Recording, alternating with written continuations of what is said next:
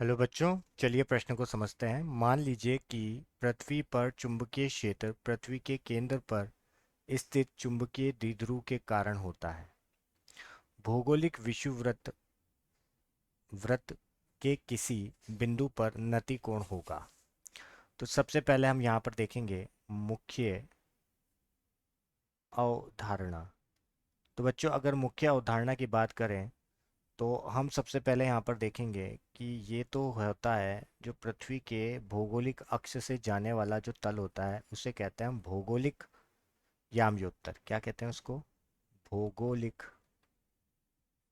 यामयोत्तर। ठीक है।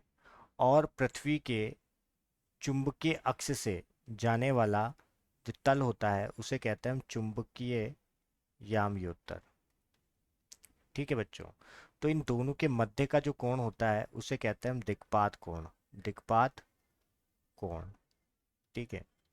तो अगर किसी भी चुंबक को अगर हम स्वतंत्र छोड़ देते हैं तो छोड़ने के बाद वो हमारे चुंबकीय यामयोत्तर पर जो सेतिज है इस सेतिज से क्या होती है, झुक जाती है। ठीक है। सेतिज से जो जितना झुक जाती है वो क्षैतिज से जितना झुक जाती है इस कोण को कहते हैं हम नति कोण। तो नति कोण या नमन कोण भी कहते हैं। नति कोण किन किन के मध्य का कोण होता है? पृथ्वी के परिणामी चुंबकीय क्षेत्र और क्षैतिज चुंबकीय क्षेत्र के मध्य का कोण क्या होता है? नति कोण होता है। ठीक है। तो इसी अवधारणा को उपयोग में लेकर चलिए प्रश्न को हल करते हैं। हल। तो बच्चों, अगर हम यहाँ पर देखें तो हमसे क्या बोला गया है कि पृथ्वी का जो चुंबकीय क्षेत्र है पृथ्वी के केंद्र पर स्थित द्विध्रुव के कारण है। ठीक है। अब ये देखते हैं। पहले तो ये हमारा एक भौगोलिक यामयोत्तर है। इस भौगोलिक यामयोत्तर जो कि पृथ्वी के अक्ष से, अगर हम पृथ्वी का भौगोलिक अक्ष देखेंगे तो उससे गुजरने वाला एक तल है जिसे हम कहते हैं भौगोलिक यामयोत्तर। ठीक है। और इसी प्रकार अगर हम पृथ्वी के चुंबकीय अक्ष से गुजरने वाले तल को दिखाएं तो ये हो गया हमारा चुंबकीय यामयोत्तर। तो बच्चों, अगर अगर हम अगर हम सामान्य बात करें तो यहाँ पर अगर मैं किसी चुंबक को अगर स्वतंत्र छोड़ दूं तो वो जो चुंबकीय क्षेत्र को पृथ्वी के चुंबकीय क्षेत्र को दिखाएगा। और इसका जो क्षैतिज घटक होगा, इस चुंबकीय क्षेत्र का जो क्षैतिज घटक होगा, इनके मध्य जो कोण होता है इस कोण को कहते हैं हम नति कोण। क्या कहते हैं? नति कोण। तो बच्चों, अगर ये किस पर दिखा रहे हैं हम? चुंबकीय यामयोत्तर पर। तो अगर हम बात करें तो नति कोण, अगर हम विषुववृत्त रेखा की बात करें, विषुववृत्त, अब ये तो नति कोण हम किस पर देखते हैं? चुंबकीय यामयोत्तर पर। और अगर यही नति कोण को अगर हम भौगोलिक यामयोत्तर पर अगर हम बात करें विषुववृत्त रेखा पर तो इसका मान शून्य नहीं होगा। अगर ये चुंबकीय यामयोत्तर पर अगर हम नति कोण का चुंबकीय यामयोत्तर पर अगर हम विषुववृत्त रेखा पर विषुववृत्त रेखा पर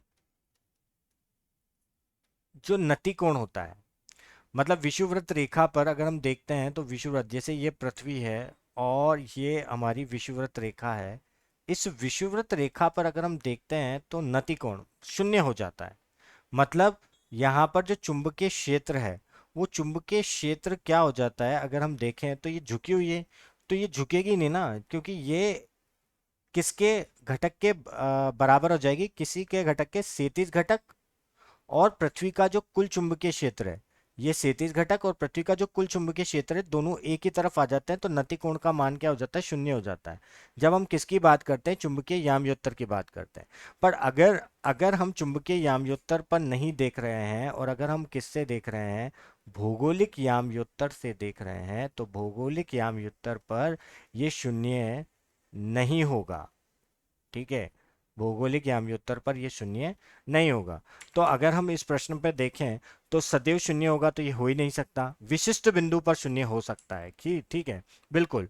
कुछ बिंदु होंगे, जैसे अगर हमने अभी तो ये भौगोलिक याम्योत्तर पर देख रहे हैं, भौगोलिक विषुववृत्त कि अगर हम विषुववृत्त की बात कर रहे थे, तो भौगोलिक अगर हम देखेंगे, भौगोलिक याम्योत्तर का ऊपर देखेंगे तो शून्य नहीं होगा। पर अगर चुंबकीय याम्योत्तर पर हम देखेंगे तो इसका मान शून्य होगा, पर सदैव शून्य नहीं होता है। ठीक है।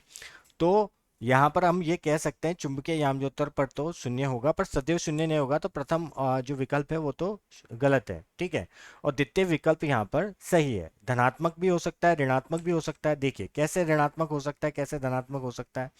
तो देखिए अगर हम बात करें, जैसे ये हमारा नतिकोण हो गया। ठीक है, ये हमारा क्या हो गया है, नतिकोण हो गया। ये हमारा क्या हो गया, ऊर्ध्वाधर। और ये हमारा, सॉरी, ये हो गया हमारा क्षैतिज। और ये हो गया हमारा ऊर्ध्वाधर। और ये हो गया हमारा कुल चुंबकीय क्षेत्र। ठीक है। तो अब ये हम माप कहाँ से रहे हैं, ये हम माप रहे हैं कहाँ से, किससे नाप रहे हैं हम, क्षैतिज घटक से।